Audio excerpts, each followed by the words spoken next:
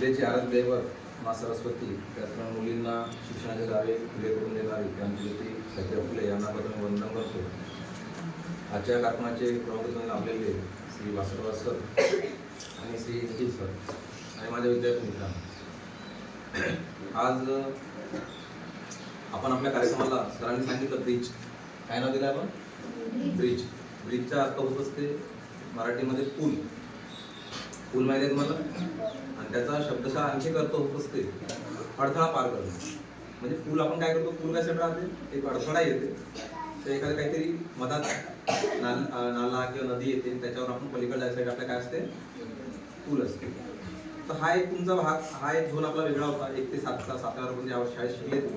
आता यानंतर तुम्हाला पुढच्या टप्प्यात जायचं आहे, तर या पुलावरून चालले तुम्ही 7वीच्या, बरोबर आहे की नाही? 7वी नंतर तुम्ही 8वीत जाणार आहात आणि दुसऱ्या शाळेत जाणार आहात, बरोबर आहे? आता आम्ही खूप अनुभव घेत आहे, सरांना अनुभव आहे, आम्हाला अनुभव आहे.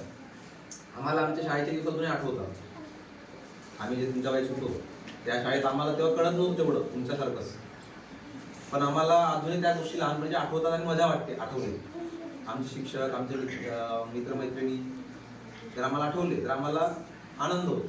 तसं तुम्हालाही काही वर्षानंतर आपल्या शाळेतल्या आठवणी आठवतील तर तुम्हाला खूप आनंद वाटेल, बरोबर आहे की नाही? तर आपल्या भरपूर साऱ्या आठवणी असतात शाळेमध्ये. शिक्षकांसोबतच्या आठवणी असतात, शिक्षक कधी रागवतात, आहे की नाही, कधी प्रेमाने जवळ करतात तुम्हाला, सगळेच. आम्ही तर आता निखिल आणि मी एकच वर्ष संपर्क होतो तुमच्या. भास्कर सर तुम्हाला 3-4 वर्ष संपर्कात आहेत, त्याच्या आधी तुम्हाला बाकी शिक्षक होऊन गेले असते या शाळेमध्ये, बरोबर आहे की नाही? पहिल्या वर्गापासून 7व्या वर्गापर्यंत 7व्या वर्गापर्यंत तुम्हाला भरपूर शिक्षक होऊन गेले, बरोबर आहे? सगळ्यांच्या काही ना काही आठवणी असतील. आता आम्ही कार्यक्रम तिघजण घेतो म्हणजे आम्ही तिघजण महत्वाचे का नाही, तर तुम्हाला जे पहिल्या वर्षी शिकवलेले शिक्षक आहेत ते सुद्धा तुम्हाला या शाळेच्या आठवणीत महत्वाचे आहे, बरोबर आहे? आणि तुमच्याकडून सुद्धा या वर्षभरात किंवा या 7 वर्षामध्ये दत्तू शांत बोलते का? तर या 7 वर्षामध्ये किंवा आमच्या कारकिर्दीत या 1 वर्षामध्ये तुमच्यापुढे काही चुका झाल्या असतील, बरोबर आहे की नाही? तर त्या चुका आपल्याला काय करायच्या आहे, दुरुस्त करायच्या. या पुलाच्या पलीकडे आपल्याला त्या दुसऱ्या भागात जायचं आहे, तर दुसऱ्या शाळेत जायचं आहे, तिथे त्या चुका तुमच्याकडून काय झाल्या पाहिजे, कमी झाल्या पाहिजे. मग तुमच्या चुका कोणत्या झाल्या असतील, कोणत्या झाल्या असतील, कोणत्या चुका झाल्या असतील? आम्ही तुम्हाला तुमच्या चुका सांगतो, म्हणजे पुढच्या शाळेत गेल्यानंतर तुम्ही त्या चुका करणार नाही. ए बाई, हात वर करा सगळ्यांनी, पाऊल दोन्ही सगळ्यांनी आणि शेक करा बरं, नाही करा. कसं दिसतंय? कसे दिसतंय हात? चांगले दिसतंय? आता हात बांधा. तर बघा, तर सगळ्यांकडून चुका होत असते, बरोबर आहे? आमच्यापुढे चुका होतात, तुमच्यापुढे चुका होतात, प्रत्येक माणसाकडून चुका होतात. तर इथे 7वीचे विद्यार्थी आहेत, त्यांनी काही चुका लक्षात घ्यायच्या. जशी एक चूक आहे तुमची की दिलेला स्वाध्याय पूर्ण न करणं, अभ्यास पूर्ण न करणं. आता ही चूक आपण टाळायची पुढे गेल्यावर, बरोबर आहे की नाही? सरांनी दिलेला अभ्यास किंवा अभ्यास दिला नाही तरी आपण दररोज काही ना काही अभ्यास केला पाहिजे, बरोबर आहे? ह्या चुका कमी करायच्या. दुसरी चूक, दुसऱ्याशी वागणं. दुसऱ्याशी वागणं, बोलणं, चालणं आपलं व्यवस्थित असलं पाहिजे. आपल्यापेक्षा लहान असल्या मुलांशी तुम्ही व्यवस्थित कसे वागले या 7 वर्षात, आठवते का तुम्हाला? आपल्यापेक्षा वयानं जे लहान मुलं त्याच्याशी कसे वागलो? काही चुका झाल्या असतील का? चुका केल्याच नाही का तुम्ही? केल्या की नाही केल्या? मग त्या चुका पुढे जाऊन दुरुस्त झाल्या पाहिजे, बरोबर आहे? ते तुम्ही लहान असताना 2री 3री असताना तुम्ही मोठ्यांशी काहीतरी उद्धट बोलले असतात, मोठ्या पोरांशी, बरोबर आहे की नाही? तर त्या चुका सुद्धा आपण काय करायच्या, टाळायच्या, बरोबर आहे? आणि एक आदर्श विद्यार्थी जर बनायचं आपल्याला, आपल्यापेक्षा लहान मुलांना सोबत घ्यायचं, मोठ्यांचा आदर करायचा. शाळेतच नाही, गावातल्या सुद्धा मोठ्या माणसांचा आदर करायचा.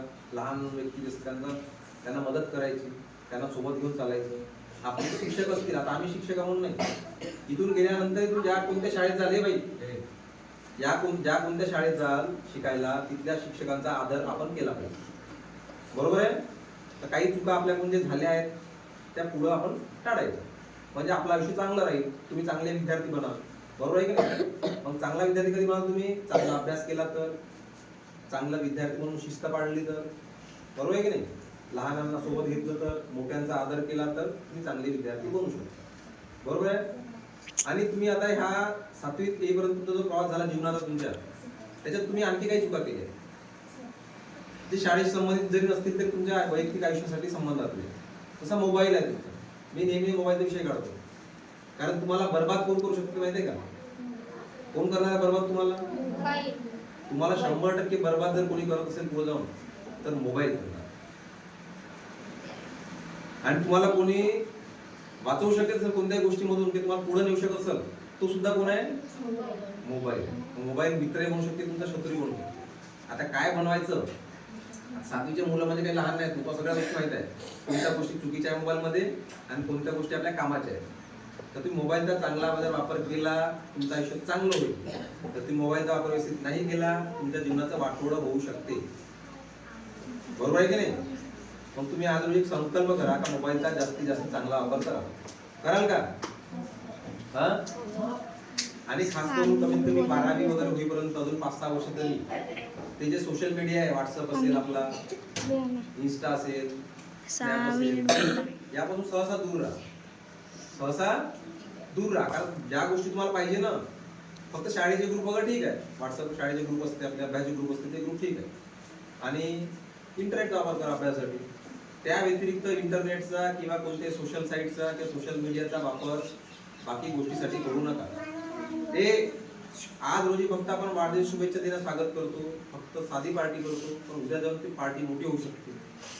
सरांनी सांगितल्याप्रमाणे तुम्ही डिस्ट्रॅक्ट होऊ शकता. म्हणजे आपल्याला जायचंय तुम्हाला पाटणबोरीला जायचंय, कोणत्या रस्त्याने जायला लागेल? इकडे या रोडनं सरळ जायला लागेल, पण मधामधात फाटे फुटते का नाही? आता तुम्ही जर मेन रस्ता सोडून दुसरीकडे घुसले, पाटणबोरीला पोहोचाल का? दुसरीकडे जंगलात जाल, कुठे कोणत्या चिखलात जाल, कोणत्या नदीत जाल, आहे की नाही? रस्ते भरपूर फुटते जाताना. आपण सरळ रस्त्याने जाताना भरपूर रस्ते आपल्याला लागते, मधामधात इकडे इकडे काय म्हणते मुला ते मगर. हा, माहिती आहे तुम्हाला? म्हणजे भरपूर रस्ते असे असतात मोबाईलद्वारे खास करून, तर इकडे इकडे म्हणतात, पण आपण जायचं का नाही. आणि सर्वात अजून एक सांगतो मी, क्रिकेट पाहणं कमी करा. क्रिकेट भरपूर लोकांचं आयुष्य बरबाद केलेलं आहे. क्रिकेट पाहणं, खेळणं ठीक आहे, बरोबर आहे, कारण आपल्या आज रोजी भारतामध्ये क्रिकेट वर्षभर चालते टीव्हीवर. बरोबर आहे का नाही? टीव्ही आणि मोबाईलवर वर्षभर क्रिकेट चालते. आणि तुम्ही जर आपल्या दररोजचे 3-4 तास क्रिकेटसाठी देत असाल तर तुमचं आयुष्य वाटोळं होऊ शकतं. क्रिकेट खेळला पाहिजे. एखादी इम्पॉर्टंट मॅच आहे, मजा वाटते, एखादी बोर आलं पहा. क्रिकेटसाठी वेळ नाही मला मागल वाजतं का? भूक लागली बाई, भूक लागली का? तर क्रिकेटसाठी वेळ नाही वाचत. तुम्हाला 2 गोष्टी सांगितल्या, एक म्हणजे मोबाईलसाठी वेळ नाही वाचलं, एक क्रिकेटसाठी वेळ नाही वाचलं. बरोबर आहे. आता पुन्हा तुम्ही इथून शाळेतून जाल, दुसऱ्या शाळेत शिकाल, बरोबर आहे. दुसऱ्या शाळेत शिकायला गेल्यानंतर ही तुमची शाळा राहील की नाही रे? ही तुमची शाळा नेहमीसाठी राहील, बरोबर आहे. आम्ही नसलो तरी दुसरे कोणते शिक्षक आले तरी तुमच्या संपर्कात राहू शकता, भेटीगाठी घेऊ शकता. तुम्ही त्यांना सांगू शकता का मी या शाळेत शिकलेलो आहे, बरोबर आहे. त्या शिक्षकांना तुम्ही मदत करू शकता कोणत्या कार्यक्रमात, आहे का नाही? तुम्हाला कोणती मदत लागली शिकायला त्या शिक्षकांनी मदत घेऊ शकता. आम्ही नसलो तरी बरं, आम्ही असल्यावर तुम्ही येणारच आहे, कारण आम्ही तुमच्या ओळखीचे.